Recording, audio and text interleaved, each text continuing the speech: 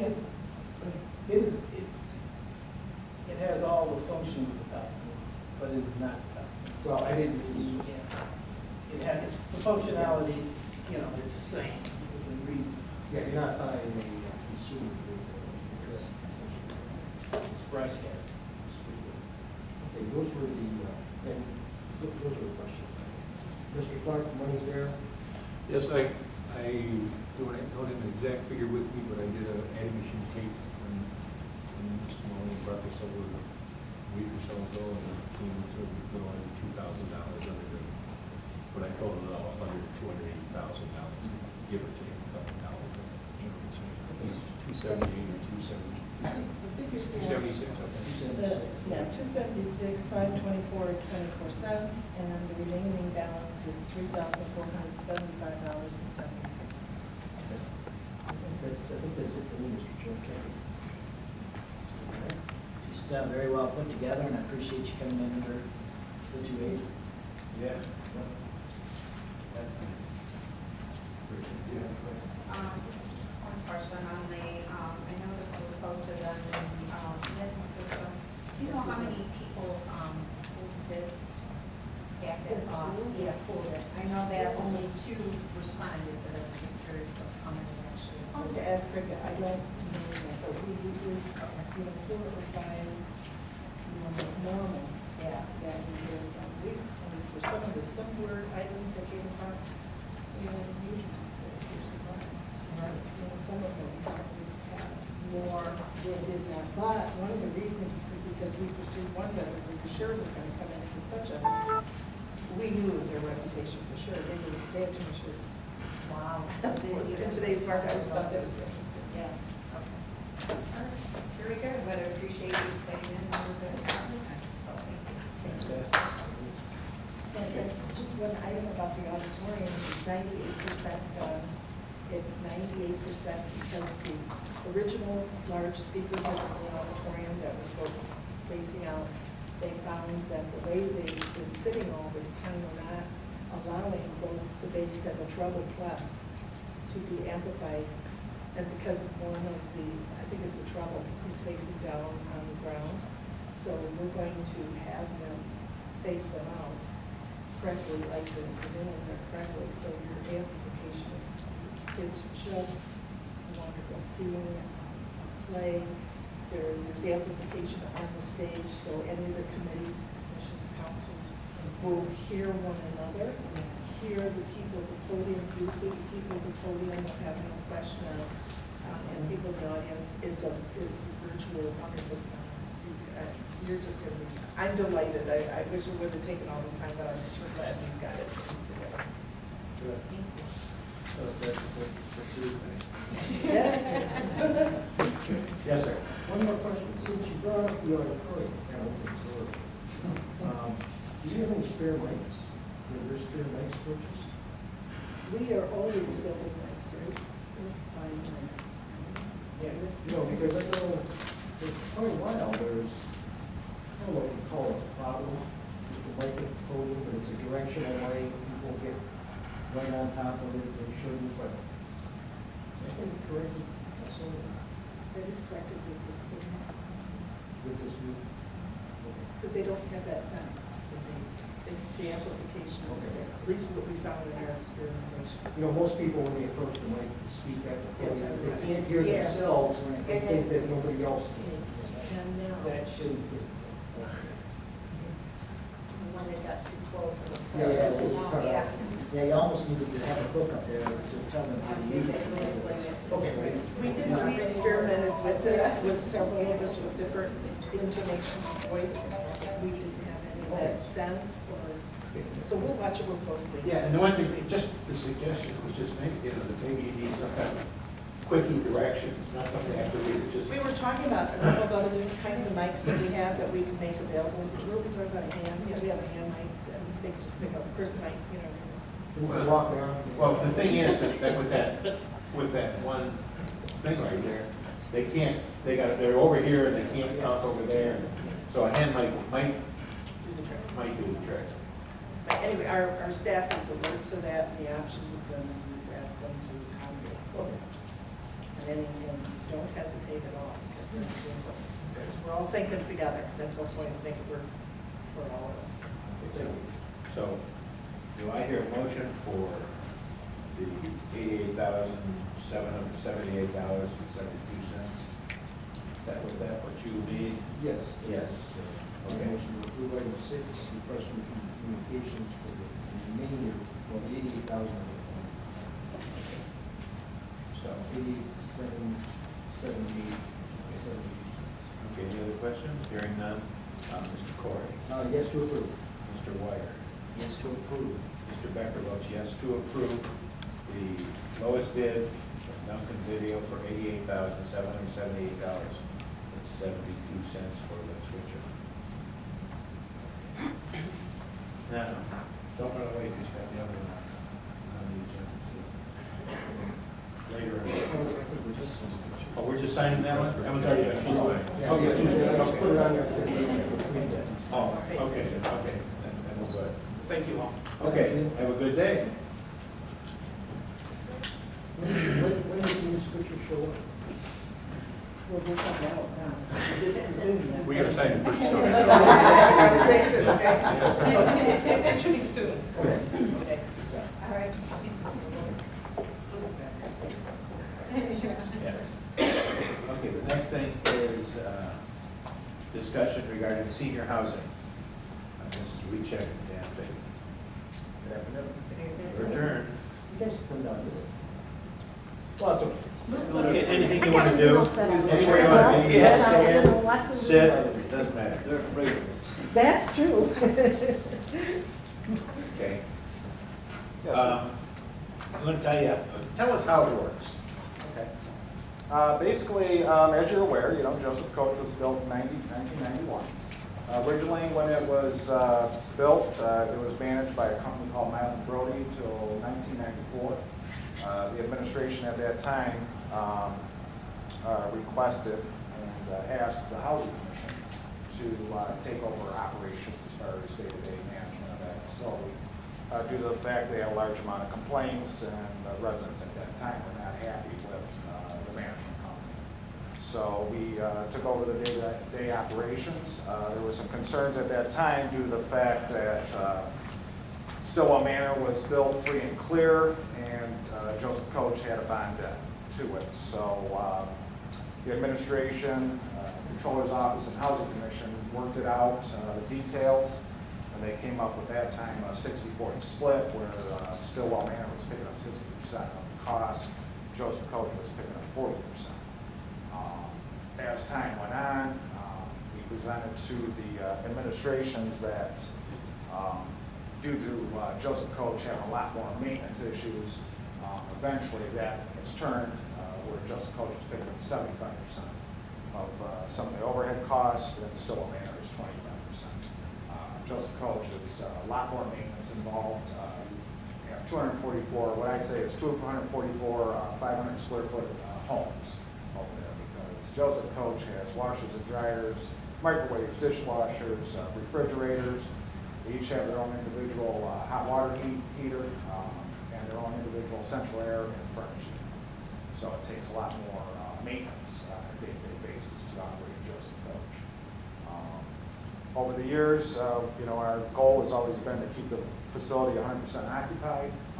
Up until the last year and a half or so, when times have gotten tough, we're struggling a little bit too, but it is starting to turn around. We have approximately 10 or 12 vacancies at this time. So we, just run the facility, the best that we can, and as economically as possible. Every year we do some type of large improvements there. Last year we finished and did all the roofs on Joseph Coach.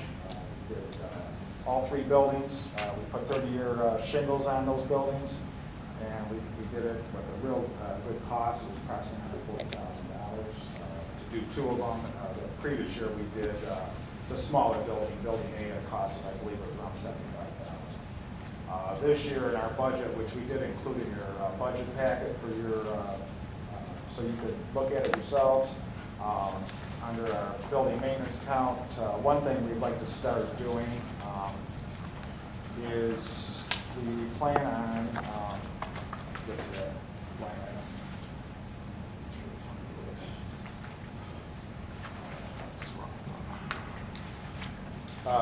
Because the facility is 20 years old and the furnaces are that age, we decided that it would be a good idea to start a furnace replacement program. And what we're going to do is 60 furnaces a year, which in 4 years' time, and they'd all be 100%. We'll change that. So we thought that would be a good way to do it instead of burdening us, all at once. Because we have an anticipated cost on furnace replacements of about $135,000. So, and then appliances have been a big item the last few years. Stoves and refrigerators, mainly refrigerators, washers, and dryers have been a big item.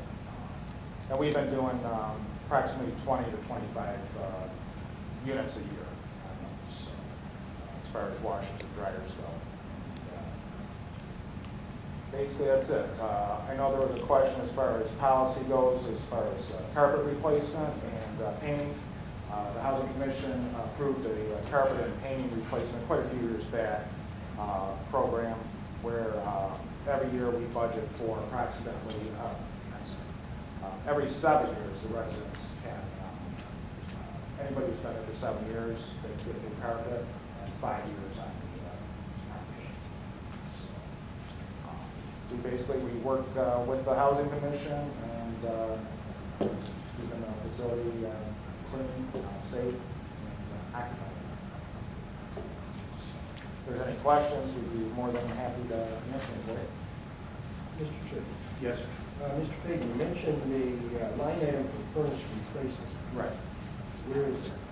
It's under the building maintenance account, which is, Is it in this, yes, actually, yes. It's in there. Actually, in this packet, it shows it's under building maintenance. You see a grand total of $247,540. what page? Oh, I'm sorry, page 222. 222. Yeah. Capital outlay? Under building maintenance. Okay, Correct, yeah. Where you, And that's a lump sum of all building maintenance items, Okay, so which we included furnace replacement. 60 of them in that quote there. Right. So, okay, I was looking for it under a separate item. No, it's all lumped into one budget, one line item. Okay, so almost half of that is going to be for the furnace. Correct. Okay. Yeah.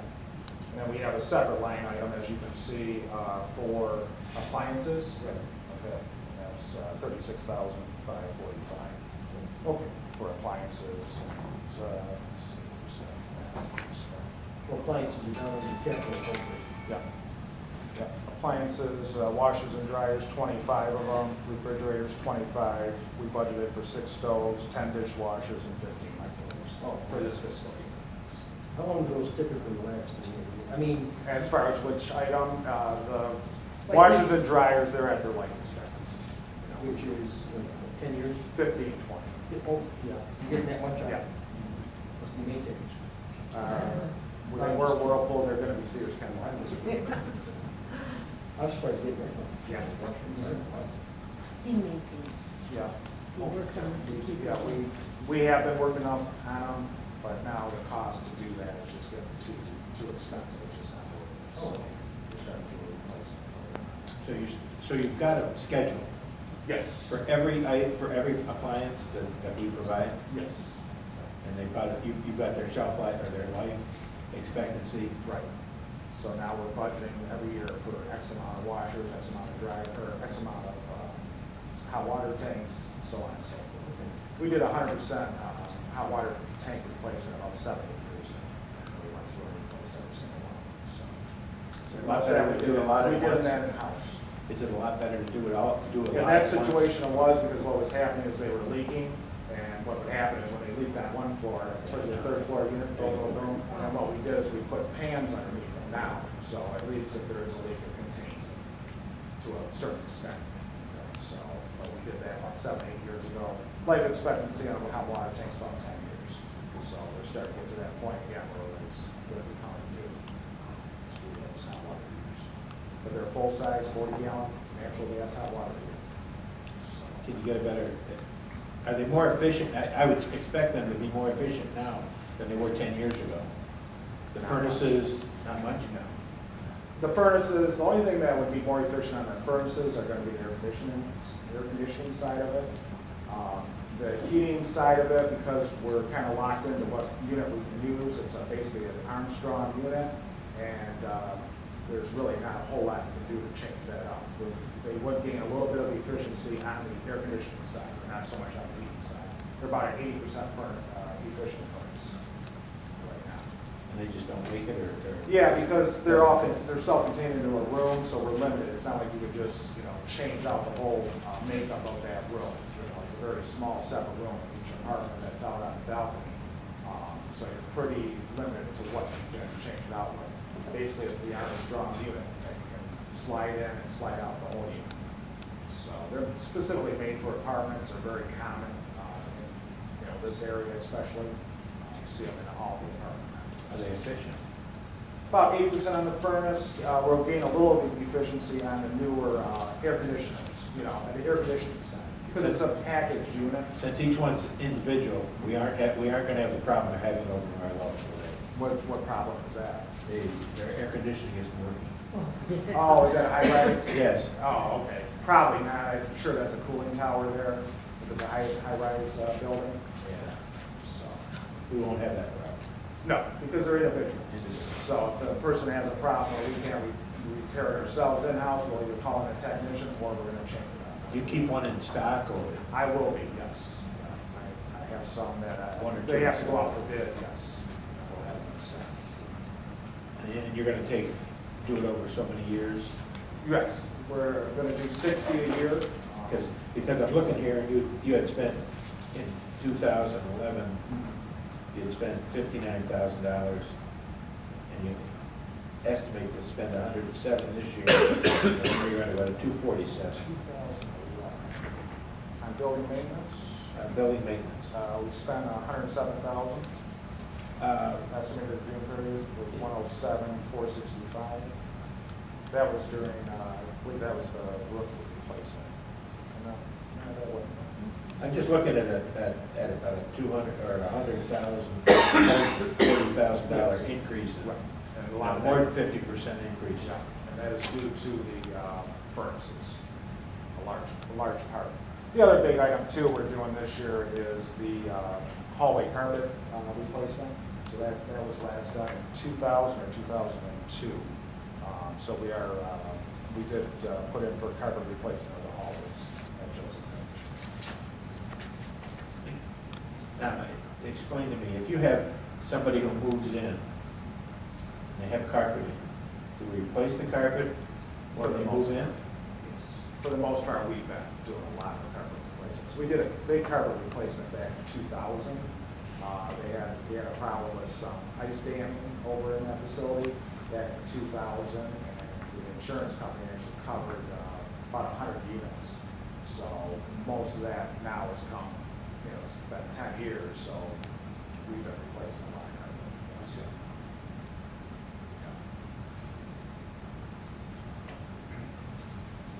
Yes.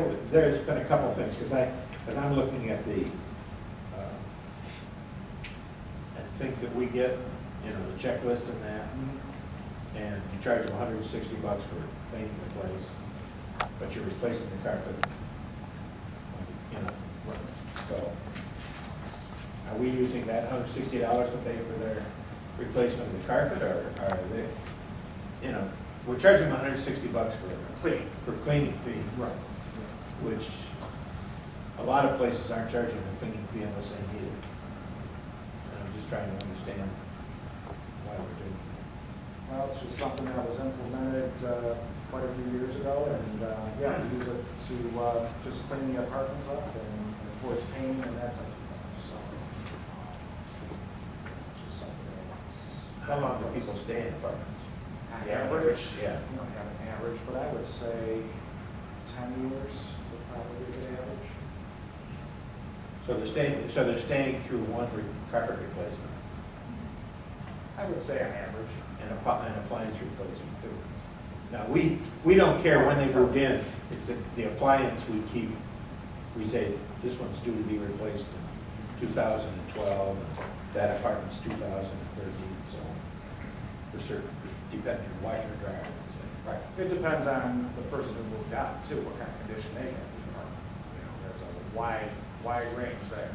You know, as far as, you know, one person, their apartment looks like the day they moved in, next person, they move in, and 6 months later, it looks like a tornado went through. You've seen some of the pictures. Yeah, I've seen some pictures, right? I just, That's not typical, but that does happen, so. Yeah, it's on a case-by-case basis. I'm wondering if some of the, how is the normal, you know, I want to say average, probably isn't an average, when somebody moves out, and I know I've got a couple of rental units. Some people, like you say, I don't charge a cleaning fee unless I have to. And if they move in, and when they move out, the place is nice, I don't have a problem.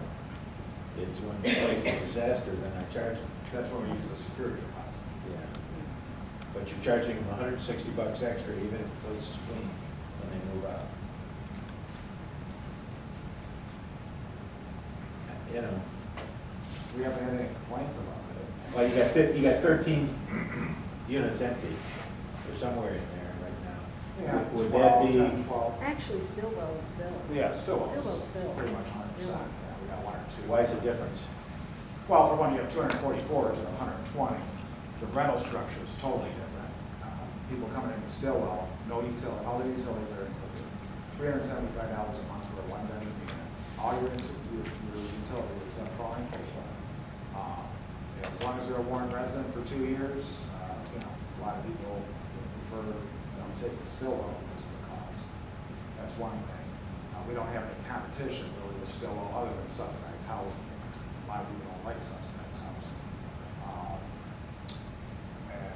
Yeah, Joseph Coach, the rent is high, but you get more amenities in Joseph Coach. You have your own hot water heater, you have central air, dishwasher, and washer and dryer in the apartment, which still doesn't have any of those things. All they come with is still a refrigerator, baseboard, hot water boiler for heat, and, so. Where? The window unit, well, sleeve unit, yes.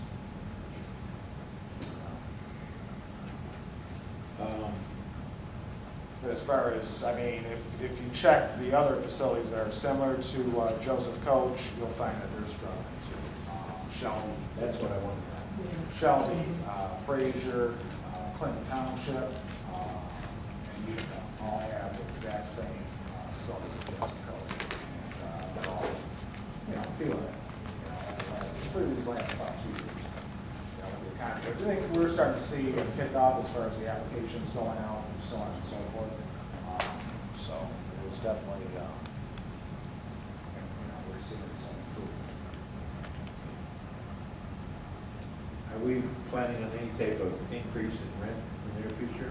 Yeah, what we did too is we included a kind of a breakdown of rental history. Yeah. For Joseph Coach, as you can see, you know, we haven't really raised the rents, you know, that's out of line with any other facility. This year we did not put in a rent increase for the residents. So we'll use it basically 2 years without one. In part because of, you know, the vacancies and, you know, so that was probably the biggest reason. And you guys report to the building authority, We report to the housing. housing Yes, commission? yeah. Okay, so that if there's a problem, like a gentleman showed up here one day, wanted to bitch about his rent or something, that really should have gone to the housing commission. It should go, yes, to the housing. Senior commission. housing. Yeah, to the housing. commission, correct. Absolutely. I also was trying to get information on the internet, so I brought up the city's website, and had a tough time finding you on the website. But it is in there. It's in there someplace. Yeah, we We get a did map. work. It is in the website. If you have any influence, they need to make it easier to find. Just a thought.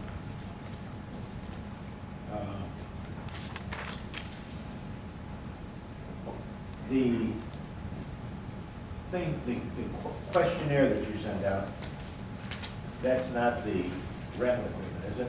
No, it's not. Okay. Have you had the city attorney's office look at the rental agreement in relationship to what the state law is now? Because I know it's changed in the last couple of years. I'm just wondering if you've had a look at it. And that was at in our office about 7, 8 months ago, and she went through our needs. That's what I mean. Yes, she did go through our So you needs. comply with the state law? So far, yes. Okay. No complaint. That was one of the concerns. Is as long as that's one of the big things, is we have to comply and give the proper notices and everything else. Any other questions, somebody? Mr. Ware. When you guys, you do a walkthrough with a new tenant right at the beginning, right? You fill out a sheet with them, do you fill out a sheet walking through the apartment, noting maybe if anything wrong with the apartment? Yes. It's done at the beginning, is that correct? Yes, they bring us back a sheet, and I don't have it, I guess, for this. And they mark off. A commencement sheet. Right, and anything that's wrong with the apartment, if there's a crack or any small item, we have it documented. And so if they leave, that is not considered, we have that fixed, or we fix it at the time. Okay, because that was gonna be my question. When you had turned in some,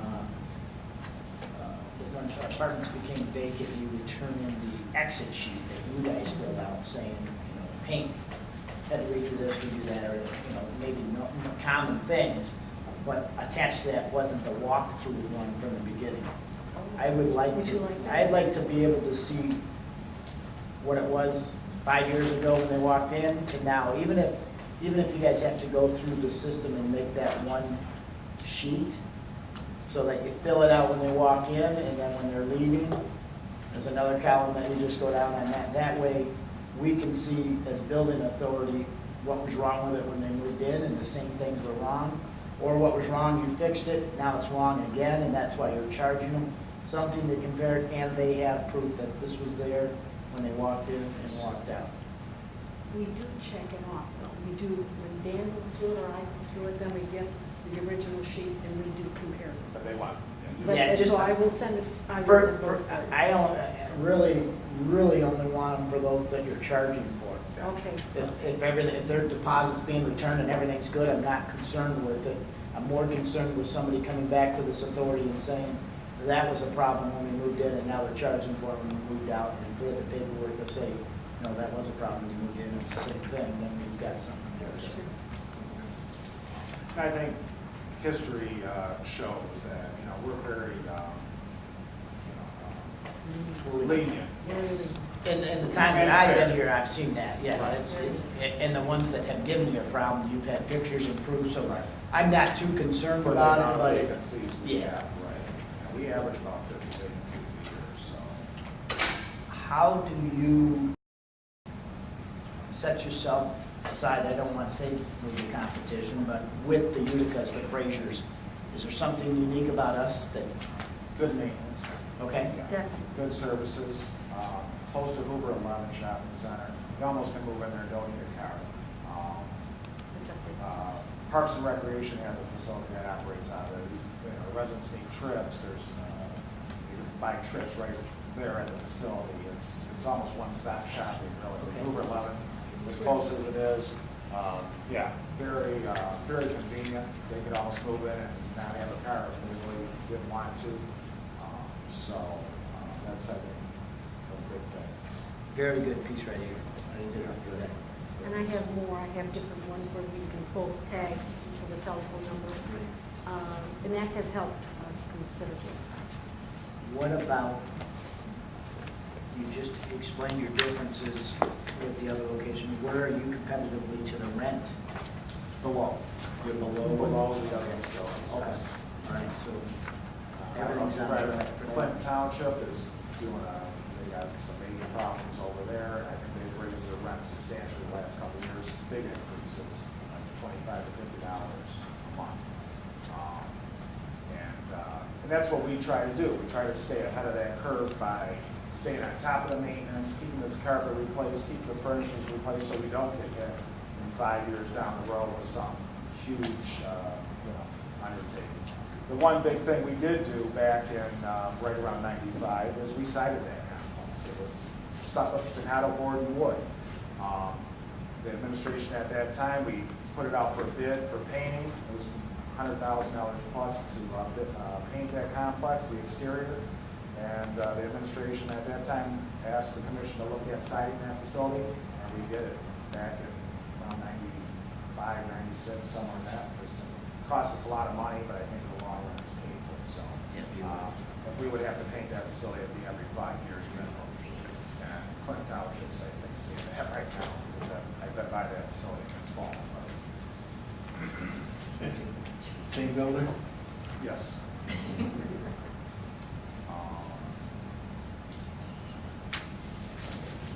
Mrs. Comer first. Thank you, Becker. Just to go over a couple different things. One, you said you get the heating and cooling contract for Joseph Coach on the furnaces. How long has that been in place? We just started this year. Okay, so you just started, Yeah. and you went out for a bid on the mitten, or? It's gonna be, yes. Oh, it's gonna be, Yeah, well, so- this has not been approved by council yet. Okay, because I was Yeah. just double checking on that. Yeah, it's been approved by the mayor's office, we're just waiting for the approval of council, and as long as there's, no hitches there, we're gonna move forward. And, the way I'm gonna try to put it out for bid too, is that we're gonna actually purchase the furnaces and then subcontract out the installation. We did it on one of the projects that we did. We saved quite a substantial amount of money. Doing it that way, like Yeah, when we actually purchased the Units. the units, and we should be able to save a substantial amount of money by doing it that way. okay, not only that, it will keep the conformity of the unit itself, so you're all in the same type of unit, Right. then we don't have like 5 of this, 6 of that, Yeah, we're really locked in as far as the type of unit we can put in, it's not like we can just put a, high efficiency furnace in these apartments, it's just, they're not out there, they just don't make it. There's no point boils down. So, The other thing is, and I heard just part of it, and this, what you had totally said, you said you had 10 to 12 vacancies, and you said, how is that divided up between Stillwell and Joseph Coach? well, just at Joseph Coach, we have approximately 10 vacants right now. Okay, Still, though, we have 1 or 2, but those, it's just a matter of time that, those will be running, so. all right. Yeah, Joseph Coach, we're right around 10. And if I'm not mistaken, it was last year, 2010, when you did the increase, and it was just the maintenance fee portion of it. Correct. That was a $10 increase that you did on both particular units that we had. Yeah, on the 1 or 2 bedrooms. All right, the other question too is, I know that you guys did a structural check when we had an issue that arose with the Balconies. how is that handled, and was each individual unit inspected? Correct, we did 100% inspection once we had the failure. We worked with the city engineering department, Okay, and we contracted with an engineering firm that the Anderson Einstein came out, and they did 100% inspection of all the balconies.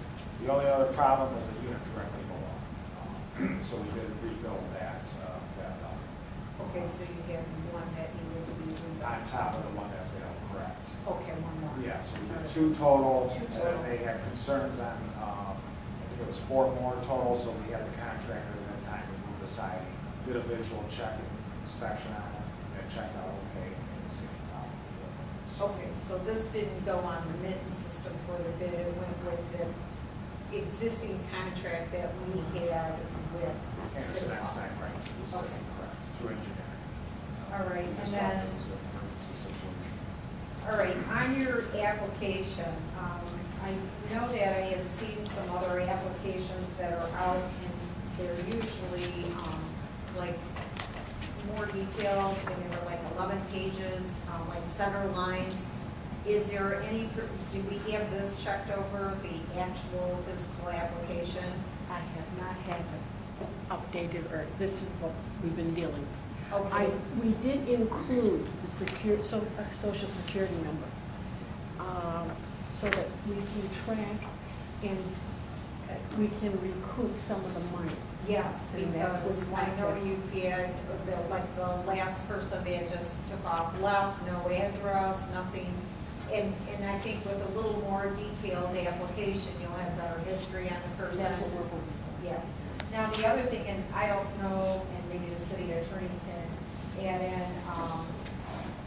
in some of the other ones, they've been doing background checks for, any kind of criminal activity. I don't know if that, is that something that we have done in the past? or- It's been We have- researched. Yes, and we For have done safety it. of our Yes, residents? a couple we have, because there was some accusations of pedophile, and so we did do the background check. Okay, so we are doing that. All right. On occasions, not on everything. Not on everyone. All right, let me see. For the housing commission, if we were to get a complaint, is there like a individual person that they contact to meet with the housing commission, or who would they contact to set up? Mostly me. Mostly you, okay. And then if we need, a phone number just to refer to you, especially when if I have a resident or somebody. Oh, that please, yes, Okay. absolutely. And the phone number should, well, actually. Is it, Denise it's probably got it on, here, right. is yes. it this one right here? Yeah. Yes. So- Right on your little folder? And Okay. Denise's card. And that's direct, okay. Perfect. All right. Mr. Chair. Thank you. I have a question, and I think it's one towards Mr. Trump.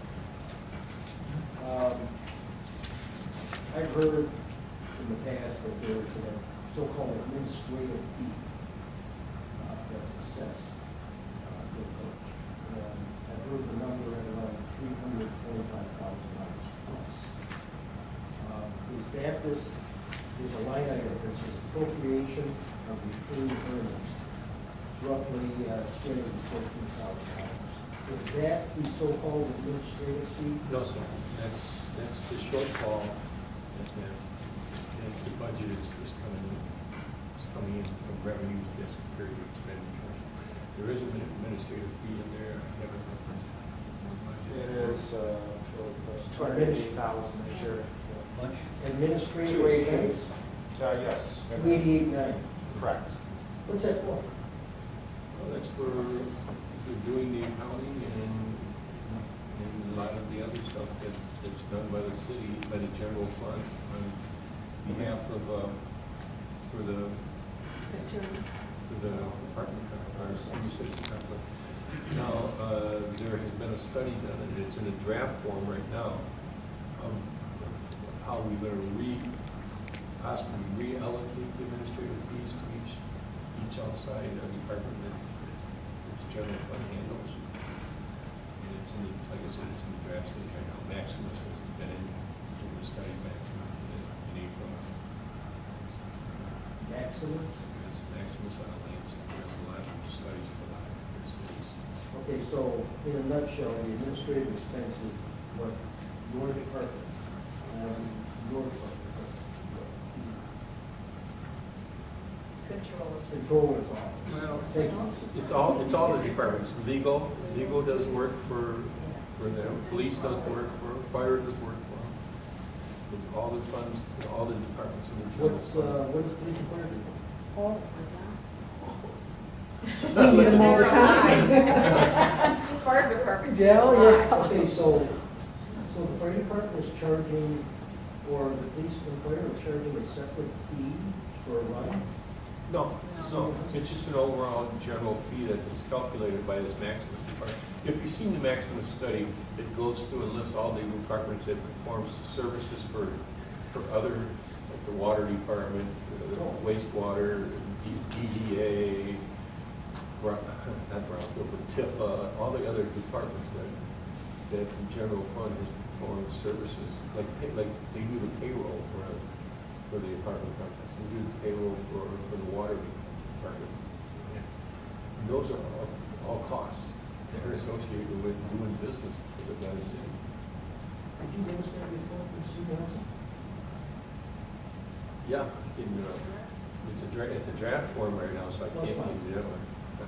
You can or you can't? Until it's done. But you're gonna back charge for all, everybody for all services, is what you're talking about. Yes, sir. Okay. Yeah, we have been, yeah, we're updating the report. The old report was from 2000. The one that these have been based on, and it was updated in 2003 to include downtown development authority. And that was coming on board, and the city was spending a lot of their assets to build the new city hall. I might have to quit it all. Is that a future change? 290. Okay, thanks. I have one for Mr. Main Clark. priority right now is the budget. Mr. Clark? Yeah. Maybe, and it may be just right off the top of your head, or you may have it in front of you, but we're paying back bonds at a certain rate. And is that rate escalating as it gets older, or, I can't remember which bonds these are. Are these the ones that are fairly static, we're paying off the same amount every year, or is this one the one that's increasing so much? I think it's fairly flat.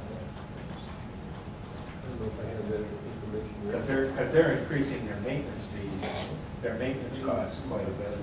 And I'm just wondering if we're gonna get caught in the middle. Because one of these bonds is gonna go up quite a bit in the next couple of years. I think the bond that you're talking about is probably, yeah, thank you, Don. It's not for Joe Coach, it's for the other one. Because usually they try to get.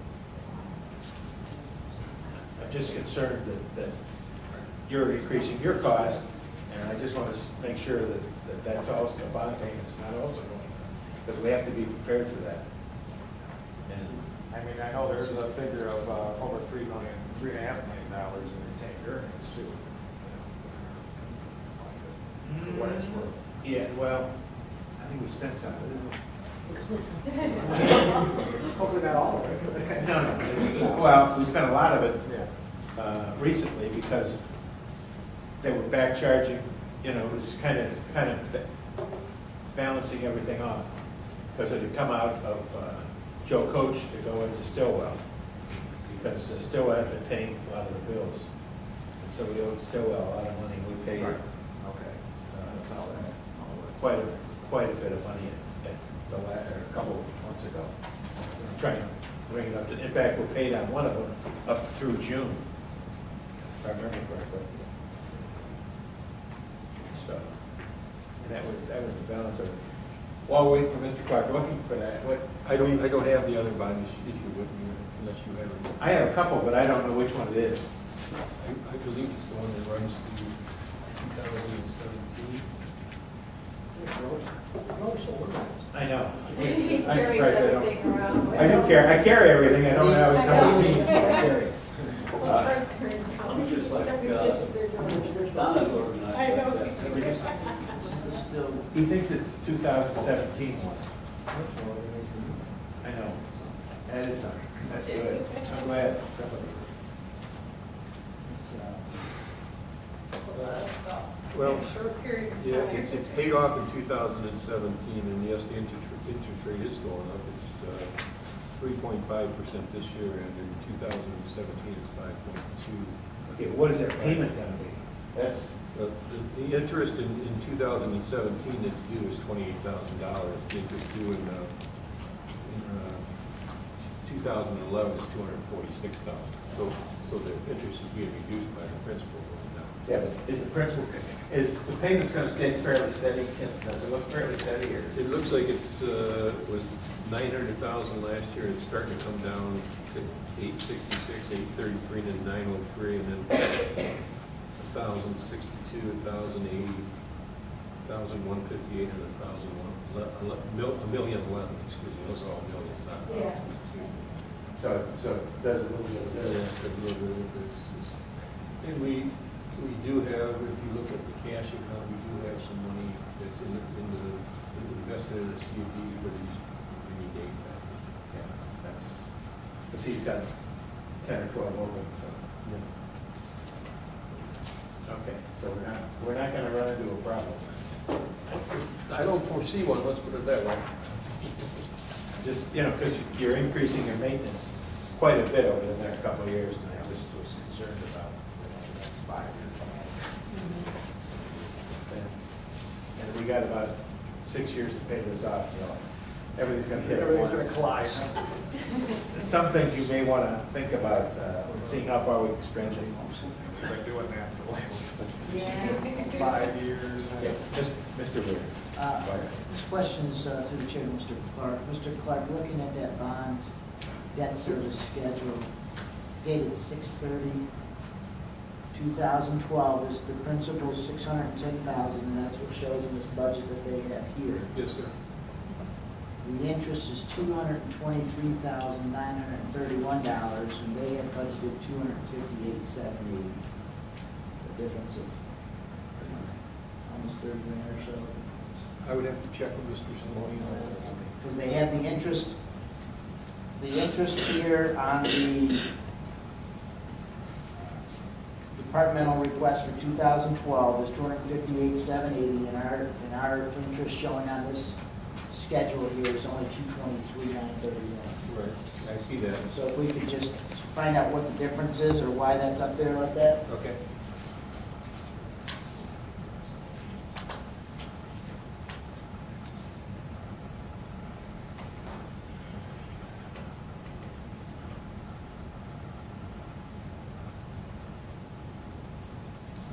Yes, sir. Another question for Mr. Clark. Does Stillwell have the same administrative fee? Ms. Coach? Or similar?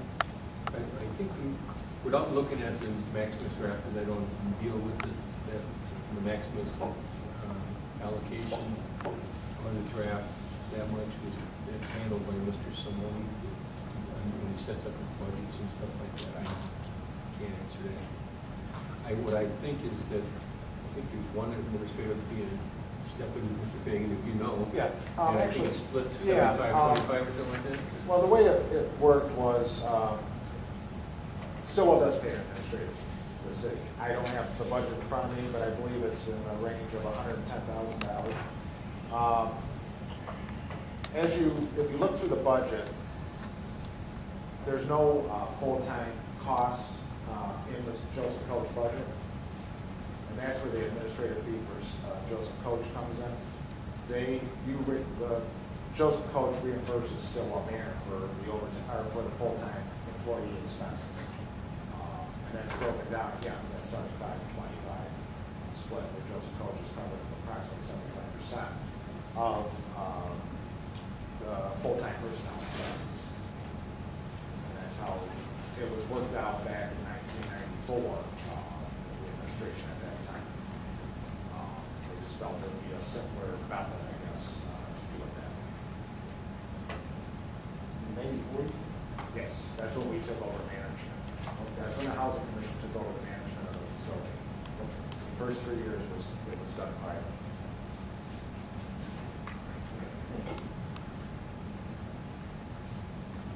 Mr. Fagan. Yes. How many employees? There's 4, well, let me see, what is it? Yourself and myself, it's 2. What do they do? Denise Weechek is Director of Administration. Okay. I'm Director of Maintenance. And then I have a full-time maintenance employee. We have a full-time clerk. We have a full-time housekeeper. And the rest is part-time. We have 4 part-timers, 1 part-time housekeeper, and 3 other janitorial. And you cover both places at the same time, basically. Yeah. I'm called 24 hours, 7 days, 365 days. Just about. And no overtime. Contract, huh? No, he doesn't do that either. He doesn't take it. Yeah, so that's what it is. We appreciate it. Do you see any breakdowns coming or any things that are, I mean, I know you're doing appliance replacements, and I know you're replacing the carpeting, but I was concerned when we had this failure of the one balcony. Do we have some type of process or some type of maintenance or some type of inspection that are gonna be done periodically, or do we just wait until something falls down and then we do something about it? Well, the balcony, that was a surprise to me too. It was assuming an isolated thing. Like I said, we did the roofs on that facility. We decided the whole facility. We had an issue with our fire alarm system. You have three buildings, you have three separate fire alarm systems there. We've had the dry valve that handles the third floor and attic area over there. There's a lot of mechanical items there that could fail, and one of them was the dry valve on the fire alarm system. And that happened back in December, January, somewhere in that time.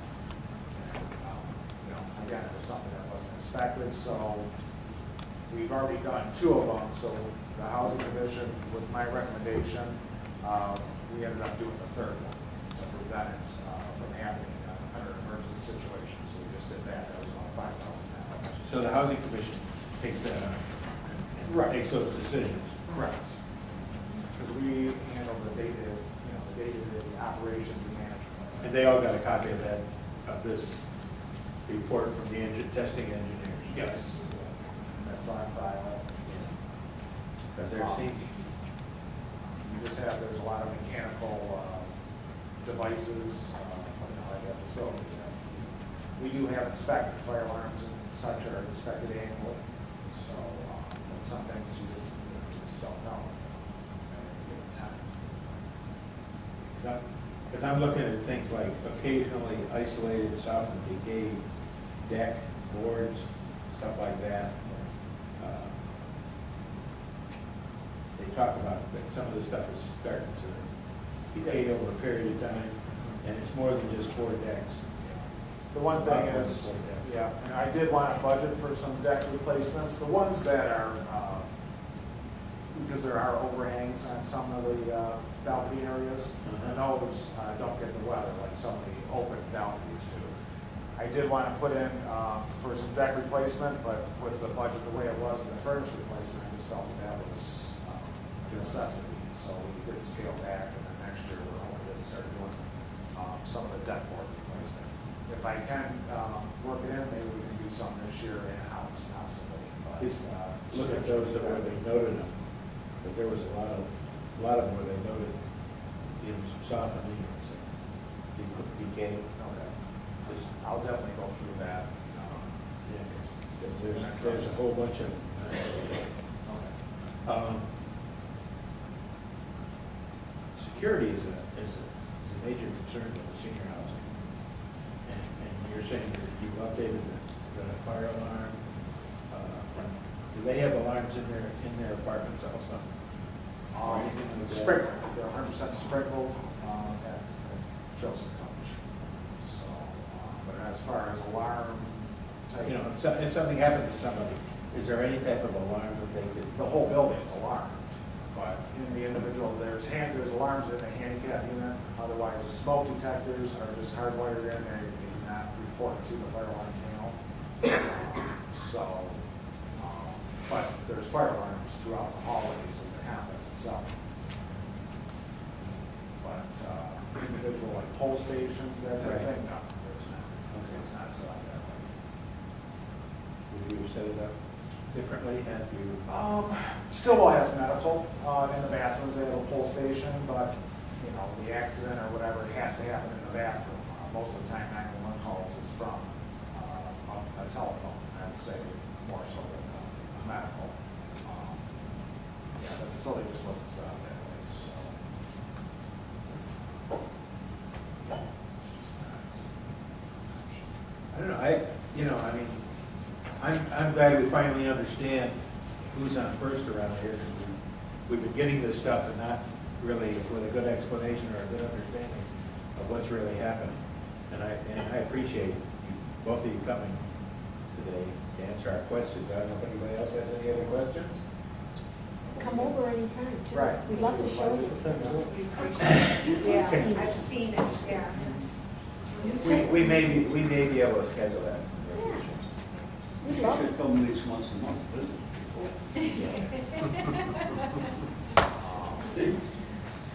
But, Yeah, one thing too, and I'd like to mention is, you know, the building authority, approximately 5 years ago, I believe, it was installed backup generators in all of that whole facility. There's no backup generator, and I'll tell you, that has been, it's been a godsend, because, you know, that building, when there was no power, it was dark after 90 minutes, they had just a little emergency lighting, so we did that, controls all, you know, all of our mechanical devices, including the elevators. And I'll tell you, that was a big thing, and the building authority did that through some grant. Grant. Yeah, and that was, it was quite an expensive project that, you know, took a big burden off us, because it's something we definitely needed over there. do you have any other major problems or projects that you need done? Furnaces. Furnaces. Furnaces are the big ones. That's a normal maintenance type. You know, that's gonna be quite expensive, you know, you're looking at almost like, you know, $500,000 for that, it's all said and done. So, You're doing it over, what'd you say, 4 years? 4 years, you know, 60 a year would be 4 years. You're not gonna try and stretch that out a little bit? A little longer, yeah, I wouldn't recommend it. Okay. If anything, I'd like to speed it up, I'd like to do it too, but this again, you know, we're looking at the numbers, and without hitting the residents with some type of a rent increase, we just scaled it up. We're gonna try to go to a 2-year program. We basically got to walk a tightrope until 2017, and, because we're paying off, you know, $1 million a year or thereabouts. And when that gets done, that will free up Yeah, a lot of money. a lot of money for things that you might want to do, you know, Right, exactly. special projects, emergency type things, those type of things. So, Yeah, definitely, if anybody gets a chance and like to take the 10-cent tour, we'd love to have you. okay. I just for Mrs. Weechek's information too, we changed the day we meet to this first Tuesday of the month, so that we've got time to get things to the council, because the council approves our checks, even though we write the checks. So, which means that if you have checks that have to go out, they have to be to us the Thursday before that, Okay, the Thursday before this Tuesday, or we miss a month. okay, oh, I. Because that we're only means a gonna lot. be, Oh. we're only meeting once a month. Then we get the phone calls, yes. Oh. Yeah, we meet the first Tuesday of every month, so if you can have it to it, Jerry, go ahead. Denise and I spoke earlier, or even last, I think it was earlier this week, last week. The way we do things at the council office is, you know, because City Hall is where our mail is distributed, dropped off, picked up. We only go 3 days a week, Monday, Wednesday, and Friday. So I had checked in with Denise by phone on Thursday, asking if there was anything sitting over there, because we weren't going on Thursday. If you don't mind, could we make it Wednesday? This way, I'm sure that we went and picked up our mail and it is there, or not there.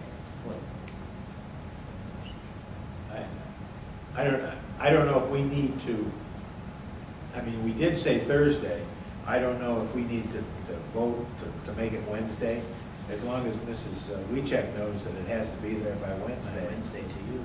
To you, because you're 90% of the checks other than the bond checks. And I know the bond guy's gonna always make sure he does it.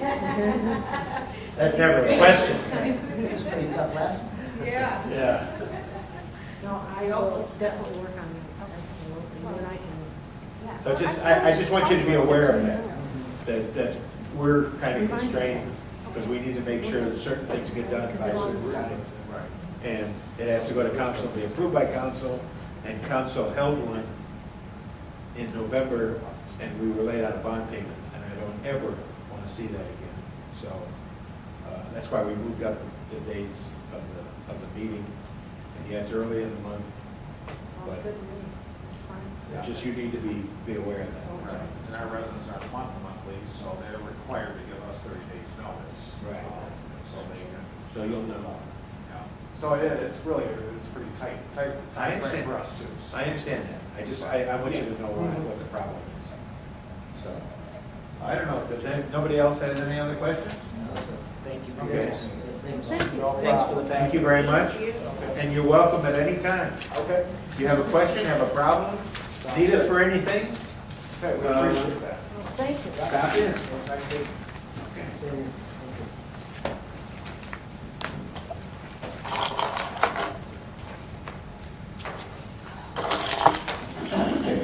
Now,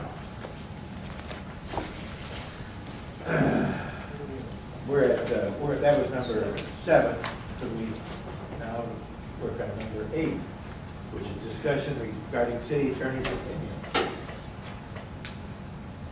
Are you discussing? You want to tell us who's on first?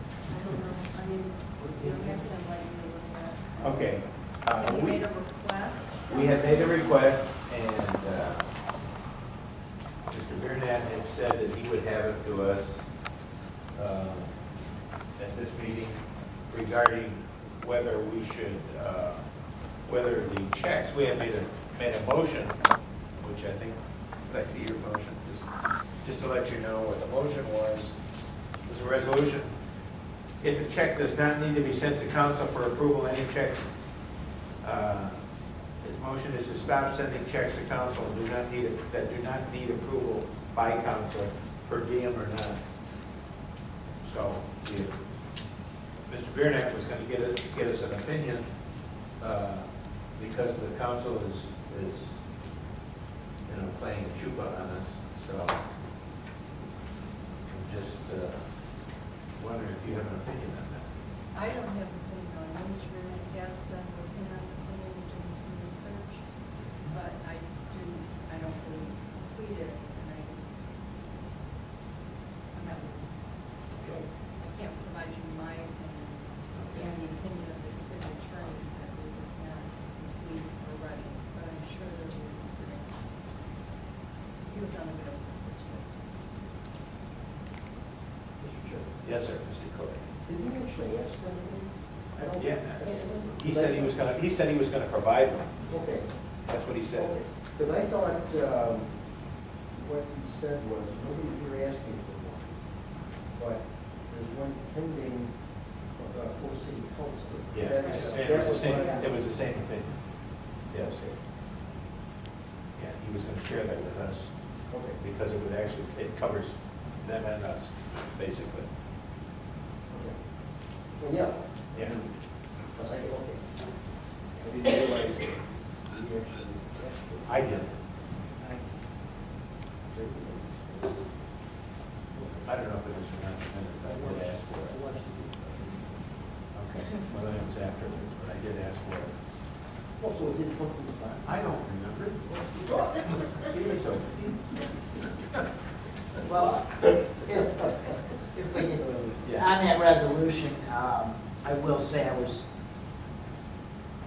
a little bit upset when I did this last time at the fact that the political games are being played by our council. So the motion was made, if it's determined that every check that we approve needs to go to council, that's what we're waiting on, right? I mean, Yes. we're waiting to see if we need to send checks to council. In the, let's see if I can find it, I thought I found something in the article here questioning my own resolution. So I have concerns over the resolution as to its legality, so we definitely, if we did not officially ask for an opinion, I would like to give an opinion on that.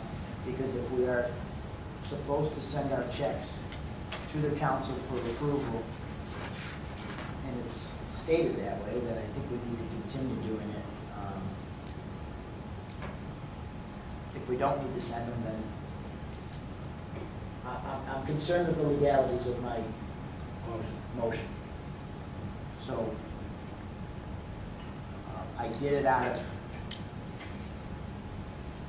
basically over the per diem checks, which we already have a city attorney opinion on. Ms. Green gave us one in the November meeting. She already gave us an opinion in regards to the per diem checks being written to Ms. Martin.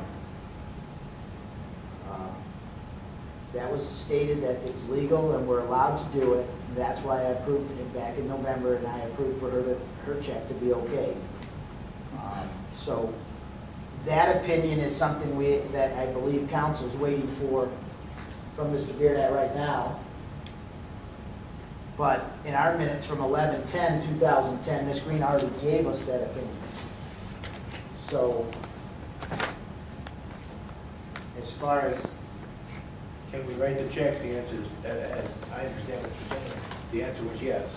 we already have approval for Ms. Martin to be paid a per diem. It was given as an opinion back in the November meeting in 2010. Chair, if I could clarify just a little bit, the question that was asked to me at that time, if I recall correctly, was whether or not the bylaws allow for the payment to the council person that was assigned to the building authority, and that the bylaws do, and the bylaws were approved by the city council as well as the building authority. That was the opinion that they gave. The way you stated it was a little bit broader than the opinion that they gave, and I just want to clarify that for the record. In addition, if you look at the Articles of Incorporation under Section 8, it states that, it's very long, but I'm going to read it into the record. The treasurer of the authority shall be the city of Warren controller or is designated by the Warren City Council. The treasurer may be, but may not be a member of the commission. The treasurer shall have custody of all the funds and securities of the authority which may come into his or her hands. When necessary or proper, the treasurer shall endorse for collection on behalf of the authority checks, notes, and other obligations, and deposit them to the credit of the authority in banks or depositories designated by the commission and approved by the majority of the Warren City Council at a special or regularly scheduled meeting, shall sign all receipts and vouchers for payments made to the authority subject to the approval of the majority of the Warren City Council at a special or regularly scheduled meeting, shall jointly with such other officers may be designated by the commission sign all instruments of the authority when ordered by the commission and approved by the majority of the Warren City Council at a special or regularly scheduled meeting, shall render a statement of the authority's cash accounts when required by the commission, shall keep full and accurate accounts of all monies received and paid by the treasurer on account of the authority, and shall at all reasonable times exhibit his proposals and accounts to the commission and the Warren City Council or any member thereof when so requested. The treasurer shall perform all acts incidental to the position of treasurer fixed by the bylaws and is assigned from time to time by the commission to the Warren City Council. The treasurer shall be bonded for the faithful discharge of his or other duties as treasurer with premiums to be paid by the authority. So that particular section makes it pretty clear that the issuance of checks or other instruments, it takes two actions: authorization and approval. That was Article 5, Section 8. That's the same one I read. That's why I have my concerns over the legality, because I read that after. So really, before you make any changes, it's my recommendation you wait for just minutes. Yep.